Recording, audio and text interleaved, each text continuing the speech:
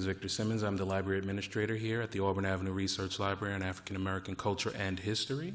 And I want to thank you all for being here tonight, especially for the opening day of The Hate U Give, the Art of Advocacy. Before I begin going into how this all came about and a little bit of background on the story of The Hate U Give, I want to say a few thanks. I want to thank Tracy Murrell, our curator, Charlie Palmer, who served as a mentor, Jill Rucker-Simmons, Claudia Strange, Rachel Daniels, Lisa Taft, John Brandhorst, Yolanda Rogers-Housey, Malika Whitley at Chop Art, 20th Century Fox Films, BazanEd.com, Atlanta Public Schools, the entire staff at Auburn Avenue Research Library, and of course all of you for being here tonight, and especially the artists who created amazing pieces upstairs on the second floor. So I'll get right into it.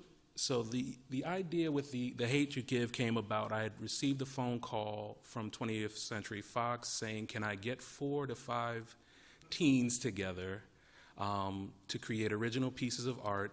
And the turnaround was probably 3 or 4 days because the film, they had to go to a special screening. And I was like, well, yeah, 4 or 5, that doesn't seem too hard.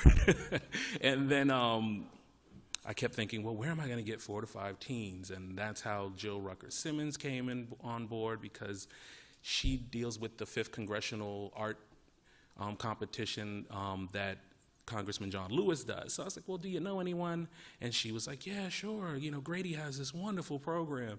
And I was like, well, okay. Do you think we can get 4 to 5 kids?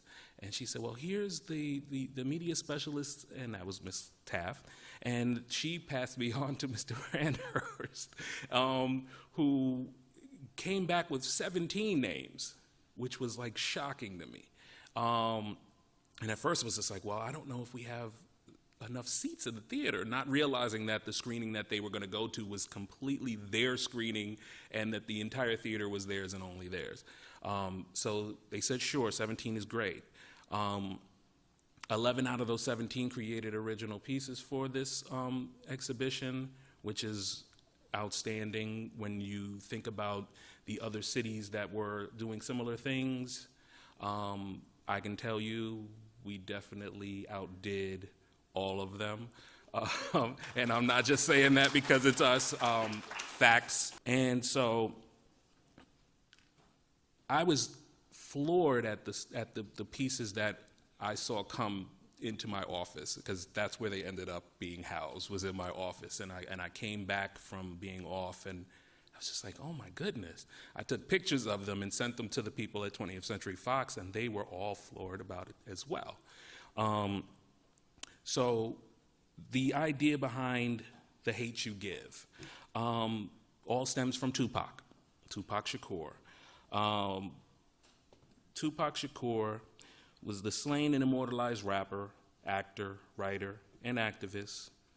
He redefined the meaning and understanding of the term thug life for an entire generation in the 1990s when he described it as an acronym meaning, the hate you give little infants, F-U-C-Ks, everybody.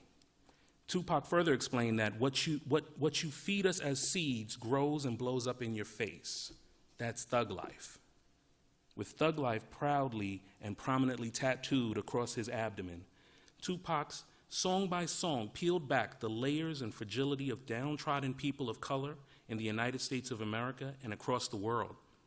He recognized the cause and effect of the war on drugs, racism, drug abuse, poor education, gun violence, social and economic inequality, gang violence, police brutality, and the negative portrayal of the downtrodden in media across the U.S. His music and life documented his own personal struggles with the toxic and self-confessed intoxicating nature of thug life. The October 19th release of the 20th Century Fox film, The Hate U Give, as well as the book it is inspired by, vividly conveys many of the social ills affecting today's youth and the communities they live in. So The Hate U Give is a story about Star Carter, who is constantly switching between 2 worlds, the poor, mostly black neighborhood where she lives, and the rich, mostly white prep school she attends. The uneasy balance between these worlds is shattered when Star witnesses the fatal shooting of her childhood best friend, Khalil, at the hands of a police officer. Now facing pressures from all sides of the community, Star must find her voice and stand up for what's right. The Hate You Give is based on the critically acclaimed New York Times bestseller by Angie Thomas and stars Amanda Steinberg as Star, with Regina Hall, Russell Hornsby, Issa Rae, KJ Apa, Algie Smith, Sabrina Carpenter, Common, and Anthony Mackie. The film was directed by George Tillman, Jr. Again, I just wanted to share with you all some of the work being done by the kids. Sorry for calling you guys kids, but I feel like I'm getting old enough to call you guys.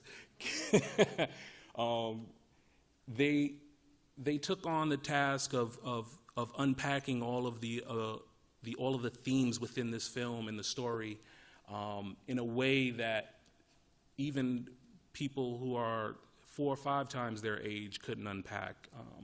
To be able to convey a feeling and an emotion from a film that was consistently hitting you head on with police brutality, racism, gun violence, social inequalities. They were able to do it and do it better than I would have ever dreamed of doing it myself. So I want to definitely say thank you to all of the artists involved because you guys did an amazing job. And so now we can move right along, and I will bring up our first guest. Malika Whitley is the founder of Chop Art. She is an amazing local individual who was just awarded. I don't know if you count that as an award. Is it an award? It's placed on Roots 100 list. She's doing amazing work. I don't want to spoil what kind of work she does because I'm pretty sure that's part of what she's going to tell you all today. But what she does with art and teens is an amazing thing, and it is an honor to be able to say I know her and to watch as the rest of the country and the world begin to know who she is as well. So let's give a warm round of applause for Malika Whitley.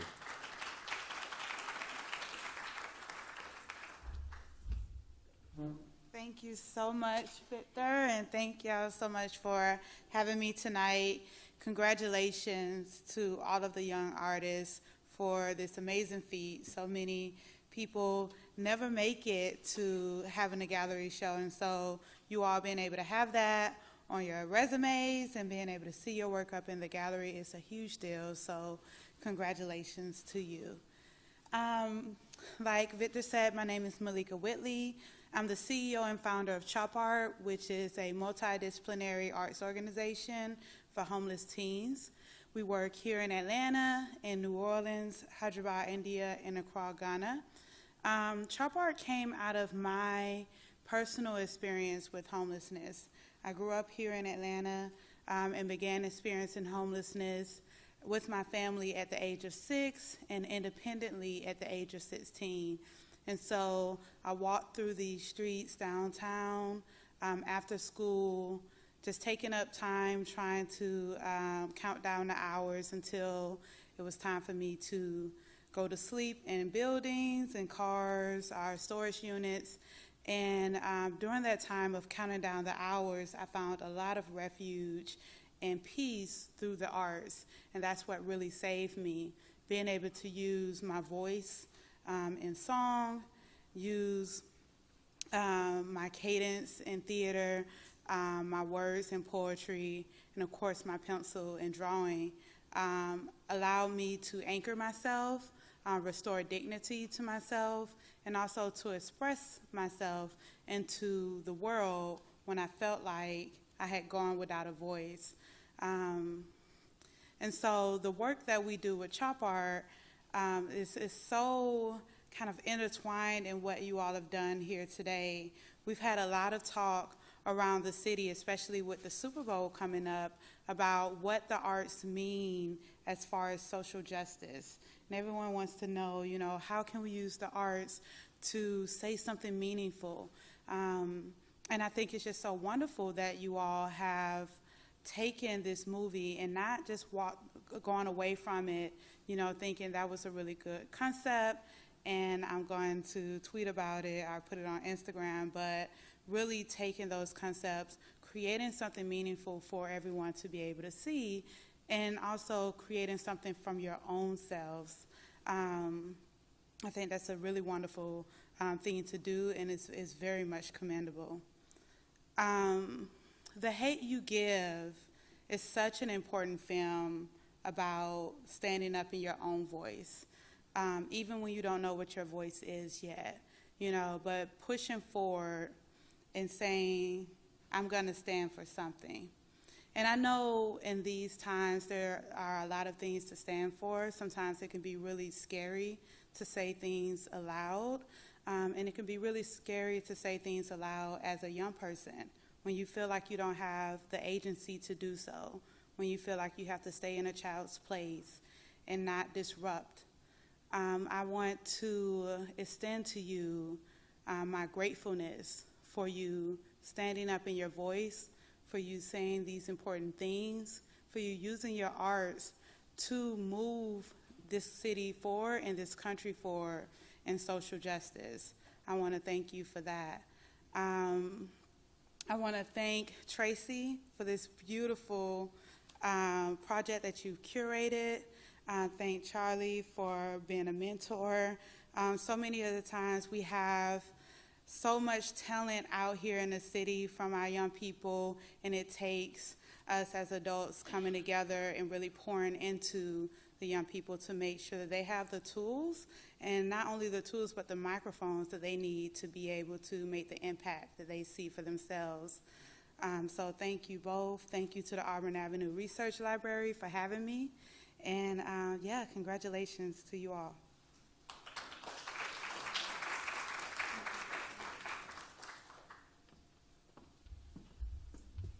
All right. Thank you, Malika. One of the things that was a major influence in me agreeing to even participate in this entire project was the opportunity that I felt it would give to the artists.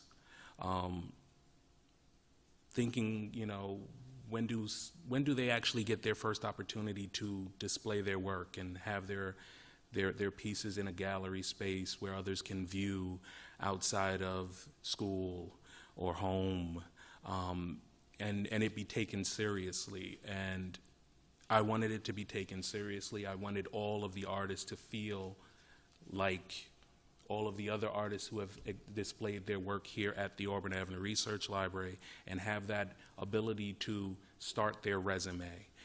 Even if you choose not to become artists in the future as your career, you can say that you at one point were a successful artist, in a sense, that you had your pieces displayed for the city to see.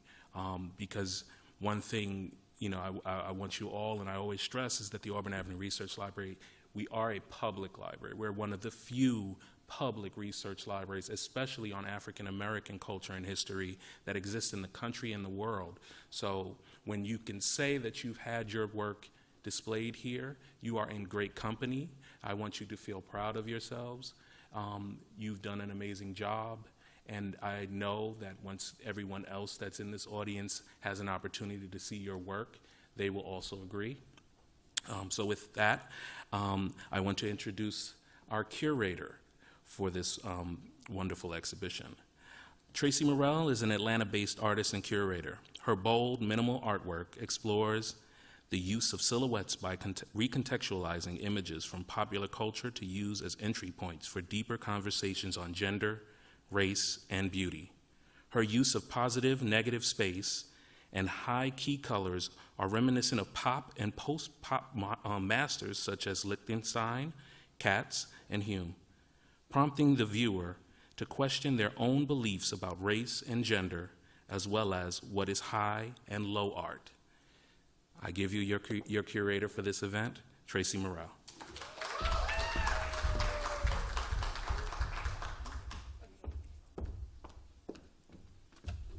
Hi, everybody. I can't tell you how pleased I am to be a part of this project and to curate your work, and I was blown away. I want to say, first of all, thank you for answering the call. We get called a lot, and you will be called a lot throughout your life, and you will have opportunity to say yes or no, and I commend you for saying yes. You did a wonderful job. The things that I didn't know what to expect, so I was so surprised when I got to see everything in Victor's office for the first time, by the range and the breadth of the work. We got lots to talk about, okay? I also want to, I see my partner in crime, Charlie Palmer, that's out there. Charlie, come on up. Yeah, I know. Come on up. I know you're going to get me back for this, but Charlie was the mentor for this project, and we had a meeting with some of the teens here, and Charlie is one of the most prolific artists that I know, and his work addresses themes that are very timely, as well as themes that dig deep into experience of being Black in this country. So I would like for Charlie to say hello. Hi, everybody. I have not seen the body of work. I've only seen a couple. So based on those two that I've seen, I could imagine what the rest of the show looks like. Quite honestly, I was going to slip in, hide in the back, see the show, and leave. I didn't even know this was going on. But thank you. I'm really excited because even the initial meeting, I'd heard a lot about some of the students. And like Tracy didn't mention, we were both artisted. A lot of our work is featured in the actual movie.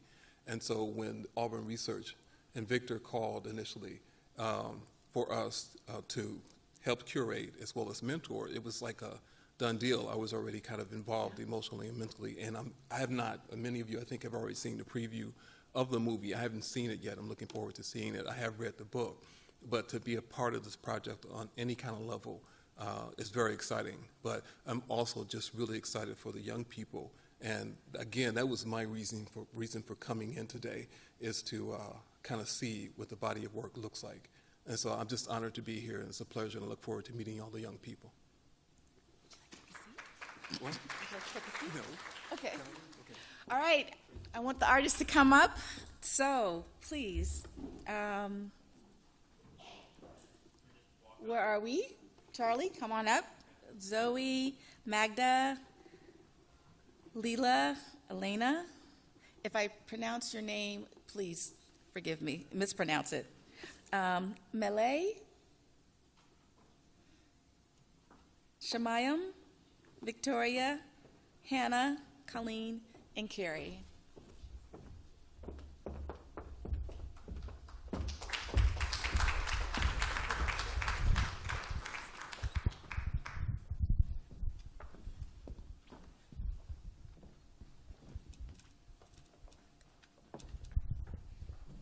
And someone can sit next to me, too.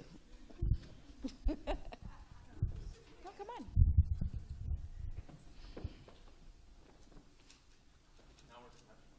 Yes. Okay, so we're just going to have a chat. Pretend like it's just us, okay? So what I would like to start with is I want you to introduce yourself, and I want you to talk about the inspiration for your piece. Hello. I'd first like to start off, well, I'm Charlie Gilbert. Nice to meet you. But I'd like to start off by thanking you and everybody else participating in this project for all the awesome work you've given. I mean, I'm in no way involved with the upper levels, and thank you for giving us this opportunity.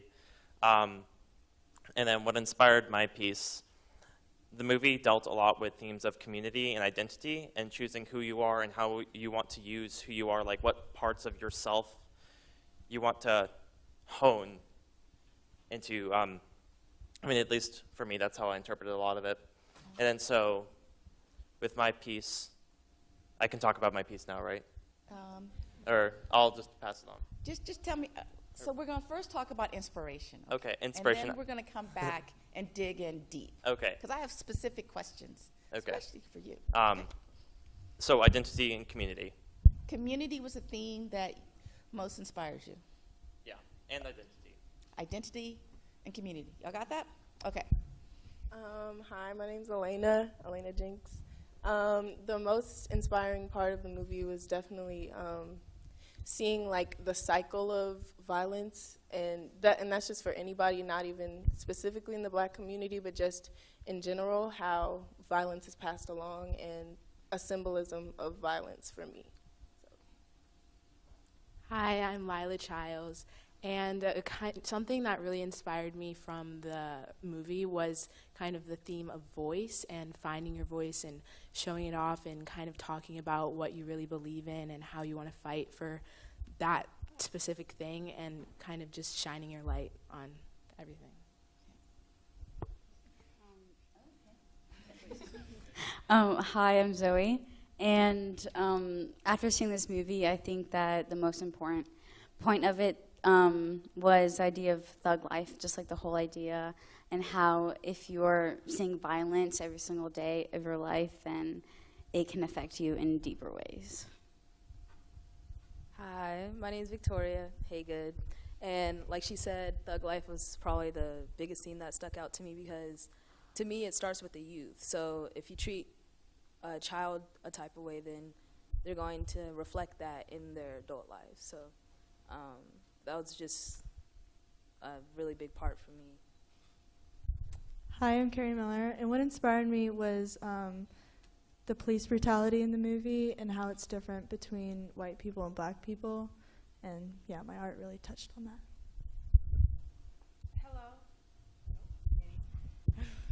Hello, I'm SHAMAYAM, and my biggest influence was just the cycle and just the effect that it has on young children, especially those who are caught in the crossfire, or that they see these types of ways and they believe them to be good, so they continue on.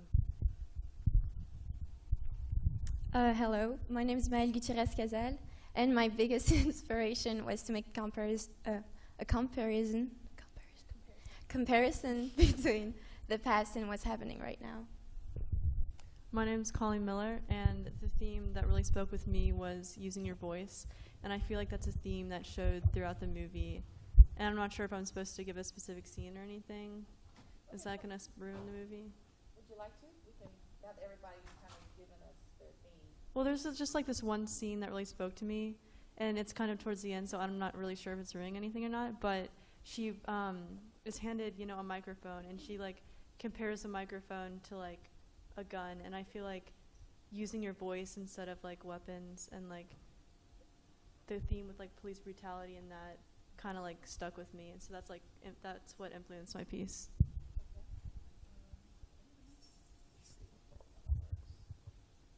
Hello? Okay, here we go. Okay, one of the things I thought was so beautiful is the range of materials and how you went about expressing your theme. So we have very painterly looking work, we have multimedia work, we have stained glass, we have, I mean, it was really beautiful to see the different ranges. So what I would like for you to tell me is what informed that decision on what you were going to use to express your concept?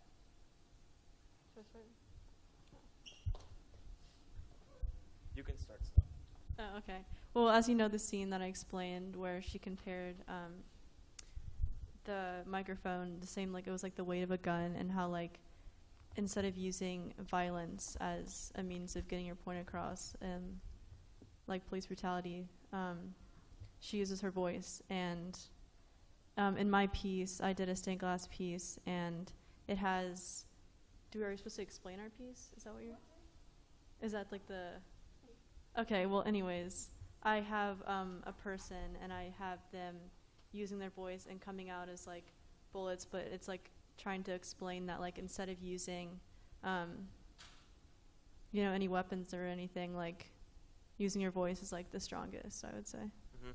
Well, first, before we go on, so what made you choose to express that in STEM class versus any other?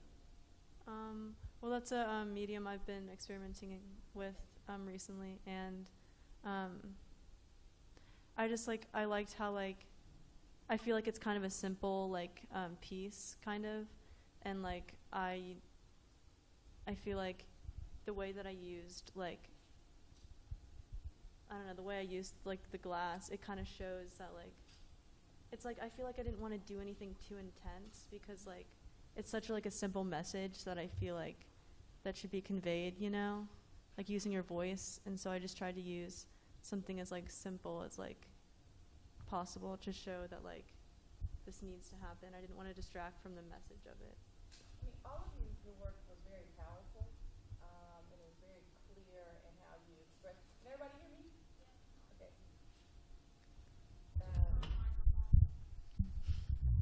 What I was saying is all your work was very powerful, and I love the way you expressed your concept. Some of the work had a lot of content. Your work had minimal content, but everything was concise. You felt it, and I love the way you used the medium of glass to express something so clearly of using the voice and having it be as powerful as it was. So, yeah, very well done. Thanks. Who else? We're gonna go down the line? I'll talk. Oh. So for my piece, it's multimedia. I have ink, sticker paper, cardstock, pastel, and pencil. And then I think the main part, at least to me, is the sticker paper, which is kind of an unconventional use in gallery art. I wanted to use a sticker. I really like the scrappiness of it. And then a lot of times street artists use stickers. And then I use that to deal with, or to represent my themes of identity and community. Because like I was saying earlier a little bit, who you are is a lot of what you're given, but also where you choose to go with it, what direction you choose to walk in with all of your stuff, and what you choose to leave behind if you can. And then with a sticker, I can choose to stick it to the wall, or I can choose to tear it off and throw it away and never even think about it again. I can choose to make it art, or it can be literally a piece of garbage that's thrown away without a second thought. And I just thought that was really cool. And then for the pastel and the pencil and everything else in the piece, I chose that because it feels almost like when you think of something in your head and it's kind of fuzzy and you can't fully see it and grasp it. And I think that's representative of how a lot of the themes in the movie weren't presented, but are for a lot of people. It's something distant, something that you shouldn't really have to deal with. But if you think about it and put effort into it, it's realized. And you realize you need to deal with it and put effort into it and, work towards it and walk in that direction. So. Okay. So the cat. Okay, so it's something I like to draw. But with the theme of identity and choosing who you are and how you want to present yourself, that's kind of that. I don't like drawing people. I like drawing that kind of character more. Okay. And I think it's, I don't want to say easier, but I feel more through it. And then it's ambiguous. A lot of people can see themselves in it, or just like how the sticker can be art or trash, you can not see yourself in it at all. Yeah, it felt very personal. Mm-hmm. So the way you expressed yourself in the piece came through very clearly. Thank you. Yes. Okay. Or whoever wants to talk. You don't have to go. So for mine, I just sketched. My original idea was to have a painting. I saw what everybody else was doing, and I was like, wow, but I think mine came down to something a little more simple, which is a symbol of how hate is passed down, which was a gun, which is the main thing is the gun, and I felt like that can be universal. It can be anybody can be given a gun and spread violence, and that's kind of what I was going for. but yeah, the medium that I used was just drawing because I felt like the message could be like conveyed simply by drawing. So yeah. So Zoe and I kind of collaborated on our pieces. So they stand alone, but together they're like a big kind of idea that we had. So I think the biggest part of our pieces was the newspaper we used with the burned edges.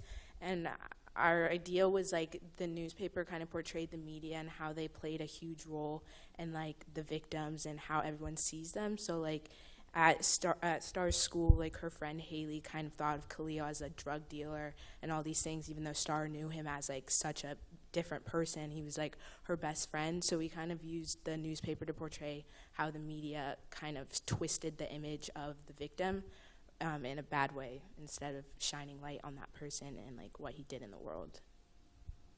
And see, I didn't know y'all collaborated, but I put them together because I felt that they were speaking to each other.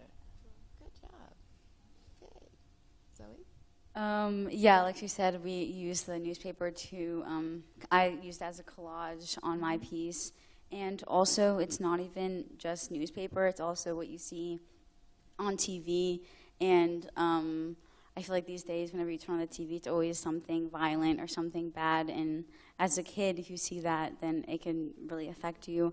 I also used acrylic paint, and I used very like simple colors. I did a lot of white in the background, and for the figures, I did brown skin, and they had no facial features because I wanted it to be not even the characters in the movie, but really anybody, and that this is happening to a lot of other people.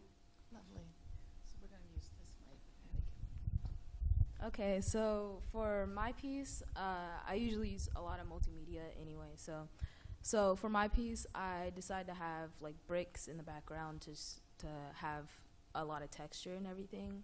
And I had a blind spot mirror on the car because I really felt the theme of like thug life. So objects in mirror appear closer than appear closer than they appear, or yeah. Yeah, you know, what's on the car and everything like that. So I really felt that because thug life is, you know, what it means is a lot closer than it appears, especially if we treat our children like that.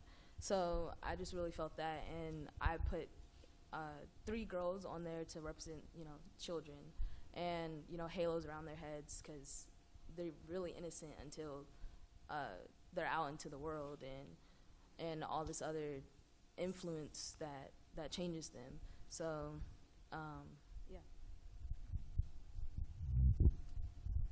So I used painting for my medium, and well, originally we were gonna collaborate, and we painted the girl and like the bullets coming out, but we were like no, so I painted over it with my original painting.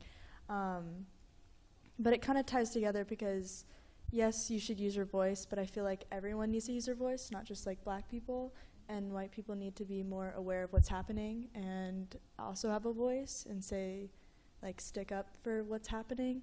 And so that's kind of how I conveyed it, and I'm usually more into painting, so that's why I painted, but also it made blending better because I like to use a lot of colors, so yeah. For my piece, the first thing I used was a tabletop, simply because I just like really big substrates.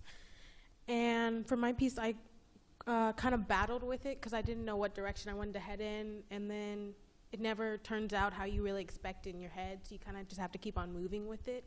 Its essential theme for me was just having like a funeral wreath around it, while having like a strong figure in the middle, because though you push through all these adversities, tragic things happen, and young boys end up in caskets before their 12th birthday. So I just wanted to do something very simple. So I have a mixed media art, so it's like a background. I just took that one. Yeah. Thank you. So it's like a background. I collaged articles as old as like 40 years old, or articles that happened like a couple months ago. And then on top of that, I painted an African American teenager, which is her. I think I already went right. Okay, so titles are very important, and titling your work conveys as much information as the work itself. So how challenging was it for you to title the work? Did it come with ease? Did the title come first? Concept? Like, where did that play in the creation process? Well, I had my original idea when I was walking to a restaurant from my house, and it happened sort of simultaneously. I was thinking, I feel like a lot of the work that's going to be shown is going to be, I mean, really crisp, and it all is, in a good way. That's a compliment. And I wanted to show, like, with the themes of identity and community, how blurry that can be for a lot of people, at least me. And a lot of the movie, I felt like it was Star trying to decide who she was, what she wanted to do with, like, her opportunity in the situation she is, and what community she wants to belong to. And I was thinking about vulnerability. I was thinking about inner reflection. And then I thought of, like, when you go to the therapist, and you know, the generic reclining therapist chairs. And then so that's what I decided to draw the character in, and that's how I titled it. And the title is Recliner. Recliner, yeah. Okay. So, title. Okay, my title is Hate. It was actually really hard for me to come up with a title. I did not have one like until I got here to turn it in. So it's written on the gun. So I had felt like I had to make sure that was the title. But just because the gun is the symbolism of hate, that's why I picked the name Hate for the central thing. So mine is called The Voice, and mine was relatively easy to come up with. I kind of, once I finished the entire painting, I stood back and looked at it, and it really came to me just based off of how it looked and what I really wanted to portray through the image. My piece is named Revolver, and I actually had the help from my mom who named it, but I she gave me the name, but I made the connections with the painting, and like more like in depth what this name means to my painting.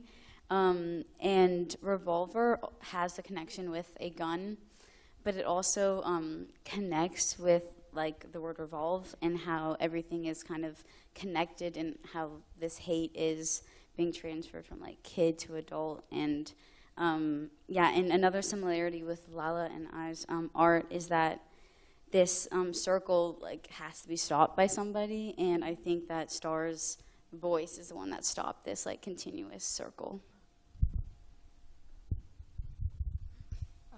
The name of my piece is Broken. I guess simply because I have like, it appears to be like broken glass on my piece, but like the more, I guess, philosophical reasoning for that is because, like I said before, you know, growing up is kind of hard because they disenfranchise black people so often, so it kind of breaks you in a way. So that's really what I want to kind of, my title to display with my piece.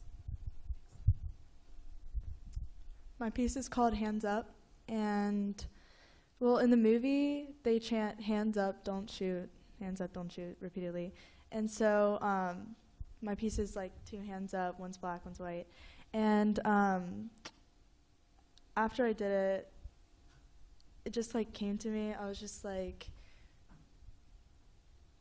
it was just like hands up, and I immediately knew I wanted it to be hands up just because like I drew hands, and it really symbolizes like police brutality in a specific scene, not giving away anything, but there was like a black police officer that said that he would tell a white man hands up, but with the black man he would immediately shoot, which is very sad. So I wanted to convey that with the title.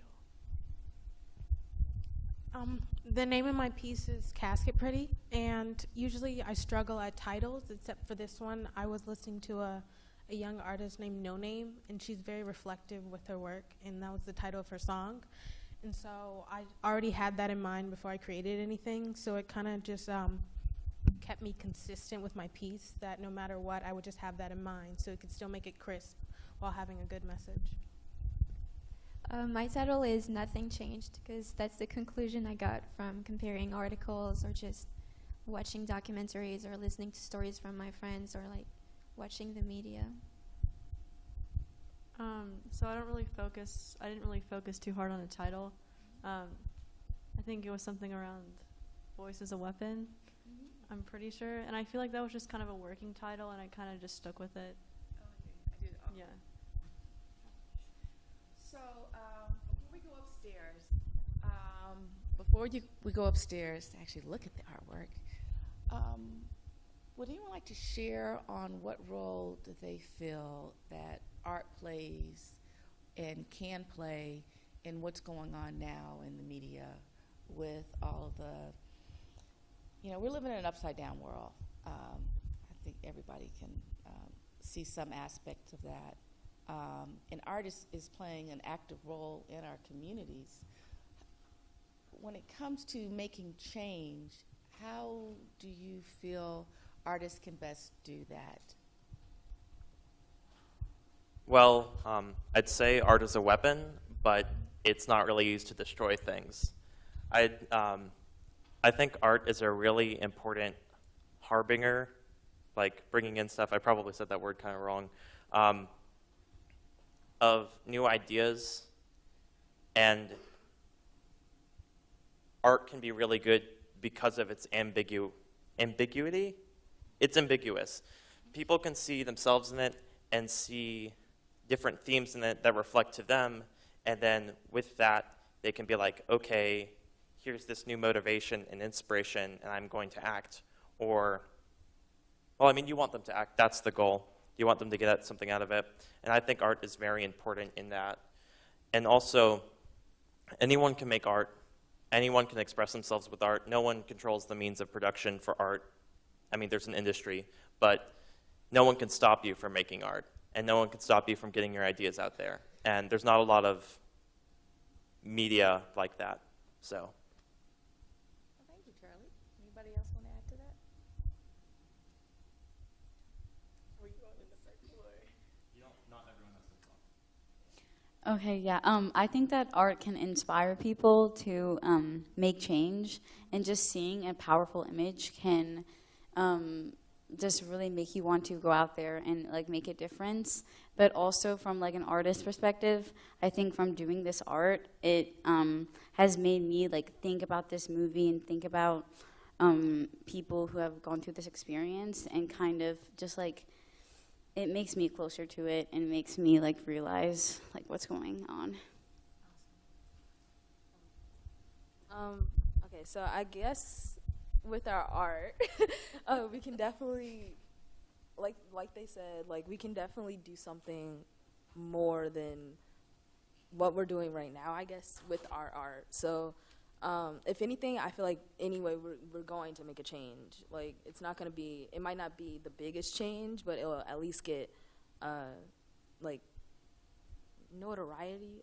Notoriety on like the subject and what, the issues that's going on right now. So I feel like if anything, we should definitely keep pumping it out and like getting it together, because it's gonna do something.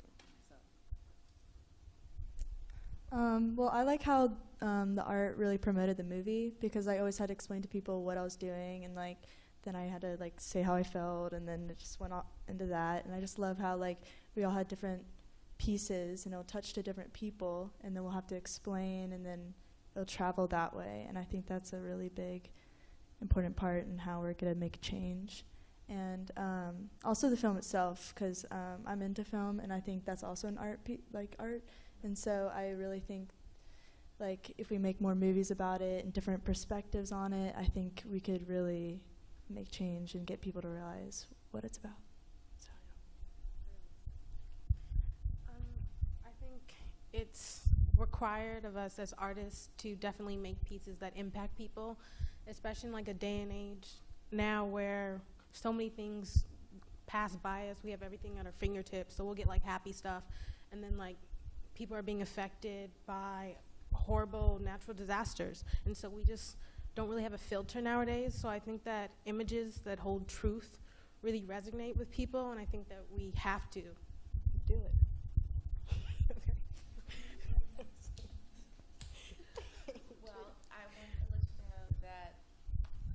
of you did a superb job. I was very impressed. And are y'all ready to go see? Yes. All right.